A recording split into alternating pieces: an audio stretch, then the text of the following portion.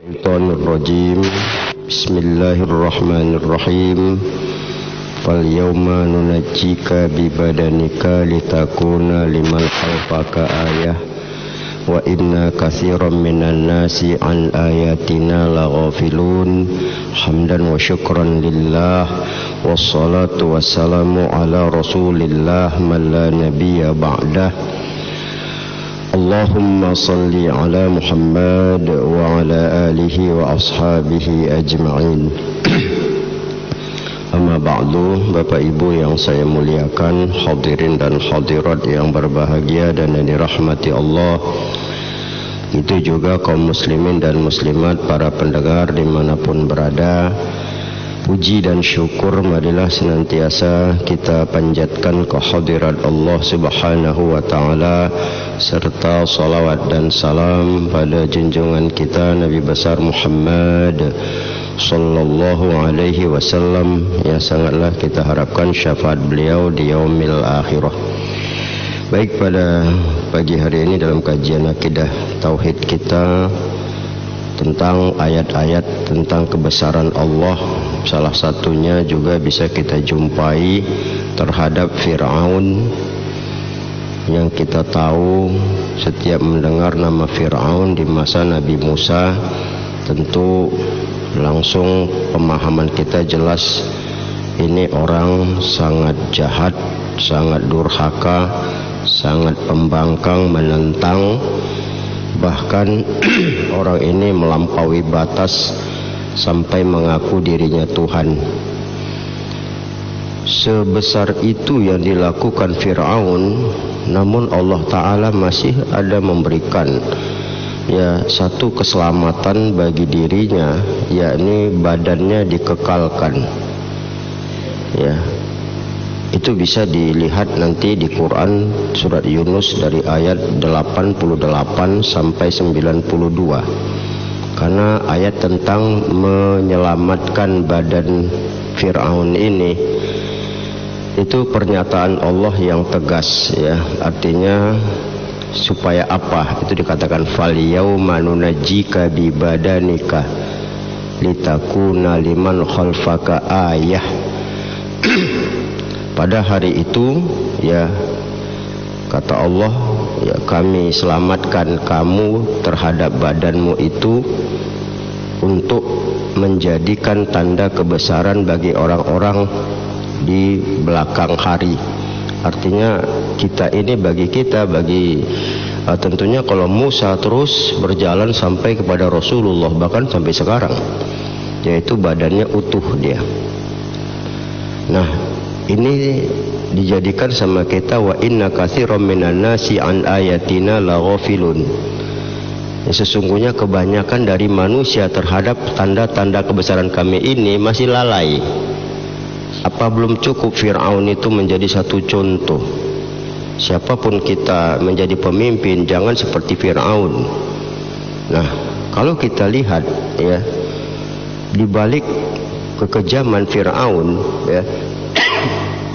kalau kita bicara, ditanya bagaimana, kalau bisa dihancurkan dia, kalau bisa badannya pun jangan nampak lagi, biar musnah total. Itu kan apa kita, Itu kalau kita ditanya bagaimana pendapat anda tentang Fir'aun yang dibinasakan.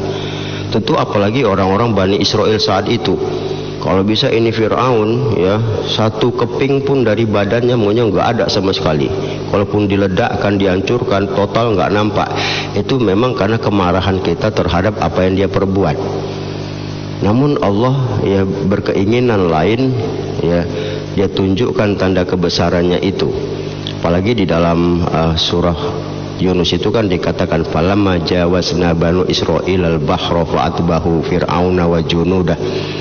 Manakala kami menyeberangkan Bani Israel dari laut itu, maka diikuti oleh Fir'aun dan tentaranya.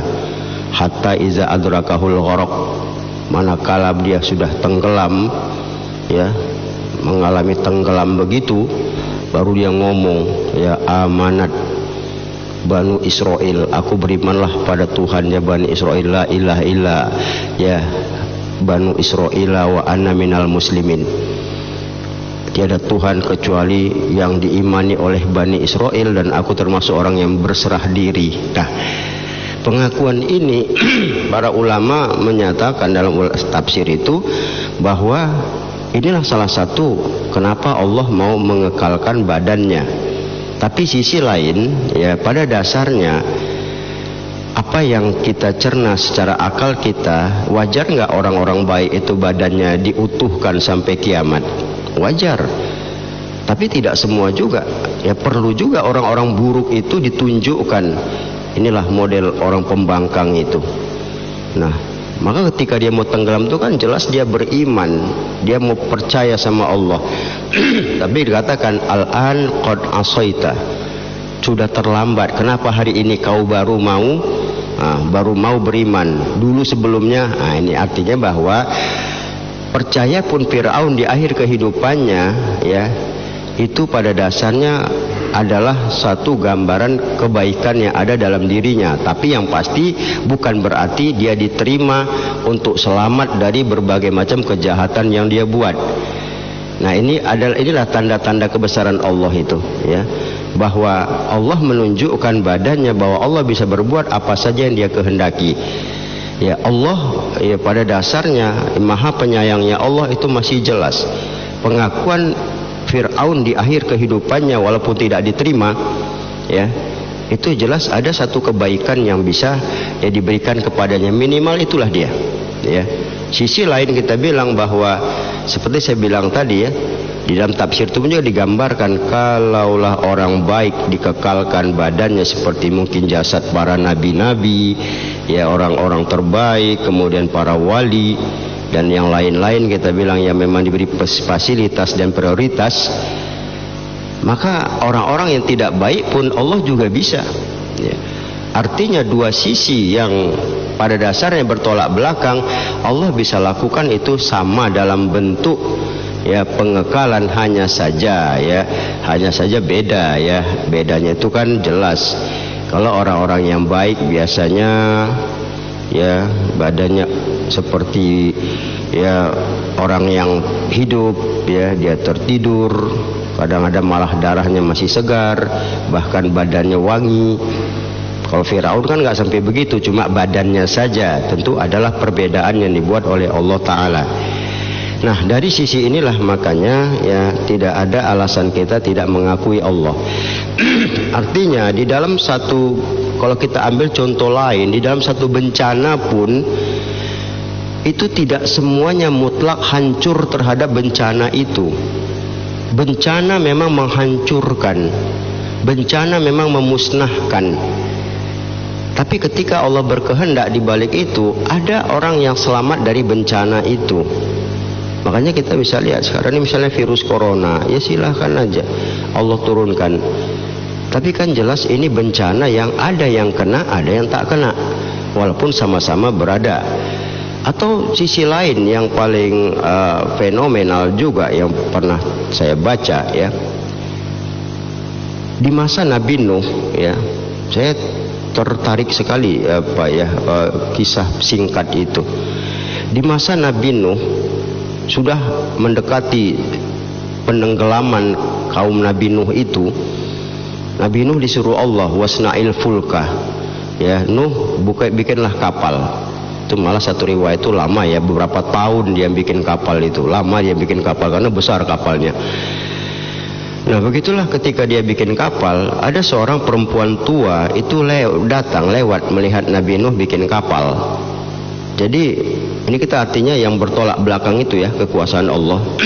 Bikin kapal, ditanya sama perempuan ini, wahai Nabi Allah Nuh, apa yang kau buat? Saya buat kapal, kata Nabi Nuh. Siapa yang nyuruh? Allah yang menyuruh. Untuk apa kapal ini?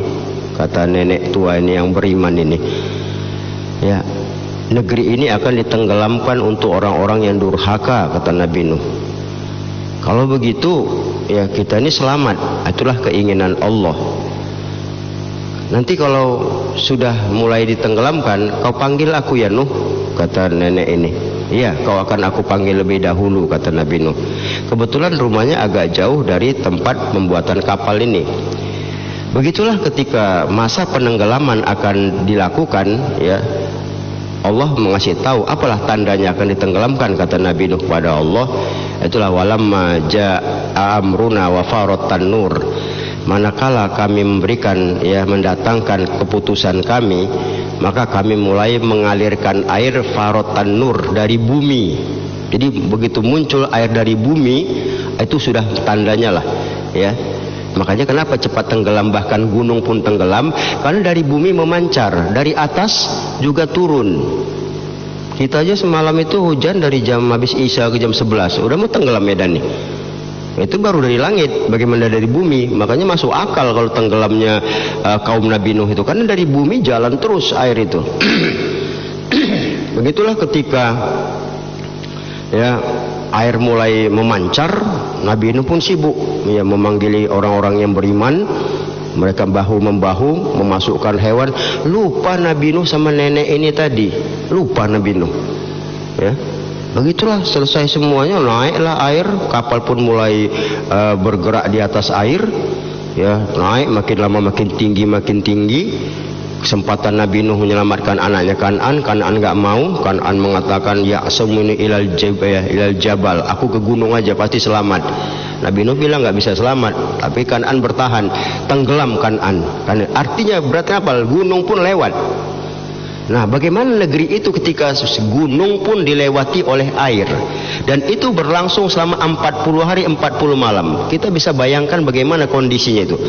Negeri ditenggelamkan melampaui gunung yang ada, kemudian 40 hari 40 malam.